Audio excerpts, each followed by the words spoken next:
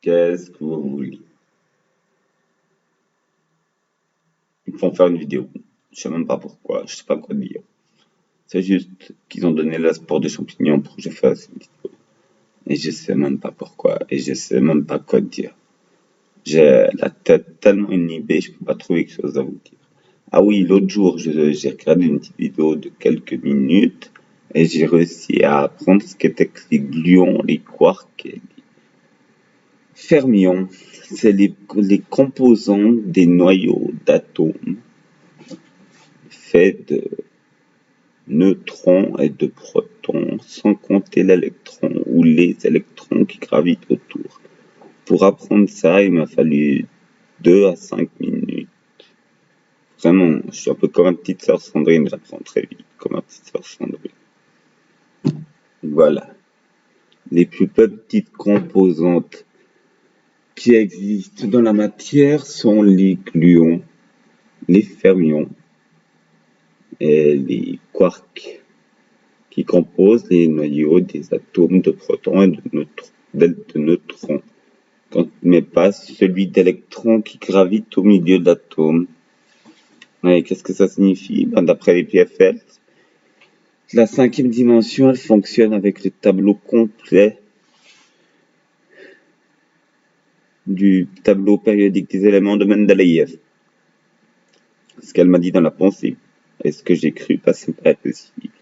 Et donc, si elle fonctionne avec tout ce tableau, la cinquième dimension, donc la masse comme dimension, donc le poids comme dimension, les particules si on les accélère ou si on les ralentit, eh bien, si elle fonctionne avec toutes ces particules, la cinquième dimension, c'est qu'elle est considérée comme vraie.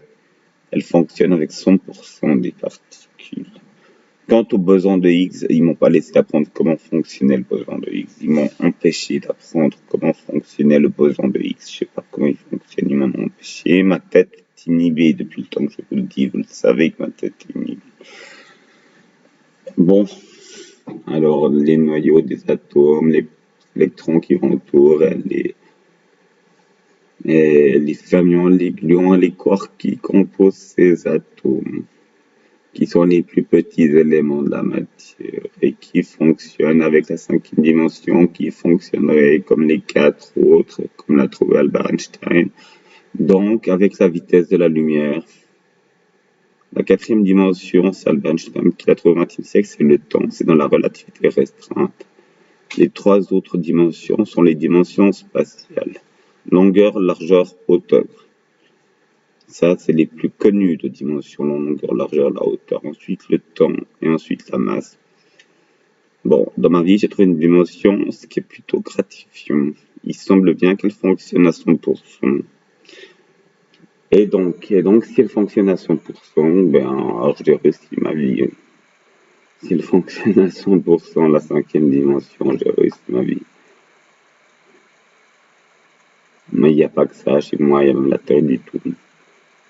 Là, le ralentissement de néant, le monsieur au Canada, il a placé le néant que j'ai trouvé à la vitesse de la lumière et a pu trouver la cause première, en ralentissement de néant. Non, le ralentissement de néant, c'est moi qui l'ai trouvé, mais le monsieur au Canada a trouvé le néant à la vitesse de la lumière.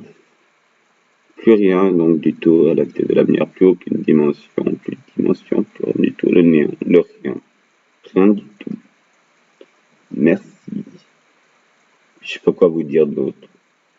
J'ai trouvé encore d'autres choses, mais je sais pas quoi vous dire. Ciao.